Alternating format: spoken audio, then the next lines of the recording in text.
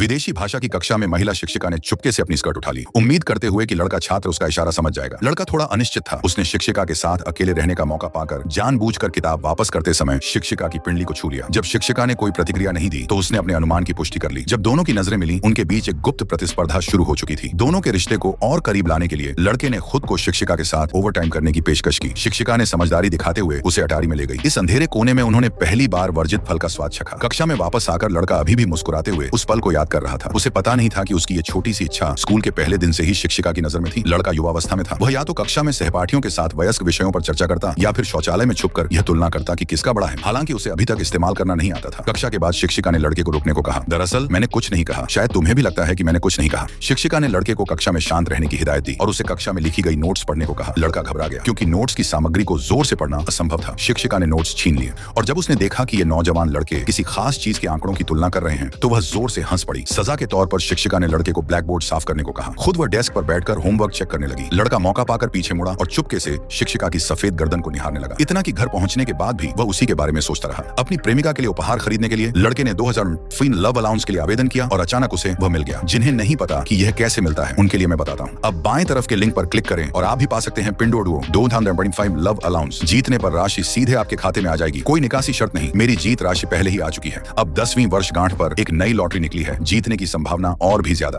जल्दी से अपने दोस्तों और भाई बहनों को बुलाओ और इसे पाओ। जब तक लिंक है तब तक मौका है। लड़का चाहता था कि वह जल्दी बड़ा हो जाए। वह अक्सर शिक्षिका के अपार्टमेंट को देखता। कक्षा में भी वह शिक्षिका के बारे में कल्पनाएं करता। यहाँ तक कि स्कूल के बाद भी वह जानबूझकर आखिरी छात्र बनकर रुकता और चुपके से शिक्षिका की कुर्सी पर बची खुशबू को सूंघता। एक दिन जब सभी छात्र मैदान में लड़ाकू विमान देख रहे थे, लड़का बेचैन सा लग रहा था। उसने बीमार होने का बहाना बनाया और जल्दी से चला गया और अगले ही पल शिक्षिका के अपार्टमेंट का दरवाजा खटखटा दिया। मैंने एक मुक्का मारा। दरवाजा बंद होते ही दोनों का रिश्ता अब वापस नहीं मोड़ा जा सकता था। सुरक्षा के लिए शिक्षिका ने न केवल लड़के को अपने पति से सावधान रहने को कहा बल्कि अगली बार रसोई की सीढ़ियों से आने को कहा। लड़का मान गया, लेकिन जैसे ही वह जाने लगा शिक्षिका के पति से सामना हो गया। खैर, पति ने बस लड़के की तरफ देखा और ज्यादा कुछ नहीं सोचा। ऐसा क्यों? लड़का इतना घबरा गया कि उसके पास कहने को कुछ नहीं था। कुछ बहाने बनाकर वह जल्दी से भाग गया, लेकिन विदेशी भाषा सीखने के बहाने से अब वह और भी बेखौफ हो गया। न सिर्फ कक्षा में शिक्षिका के साथ खुले तौर पर फ्लर्ट करता बल्कि स्कूल के बाद अक्सर शिक्षिका के बिस्तर पर पड़ा रहता। कभी कभी रात को नींद न आने पर वो चुपके से शिक्षिका के घर भी घुस जाता।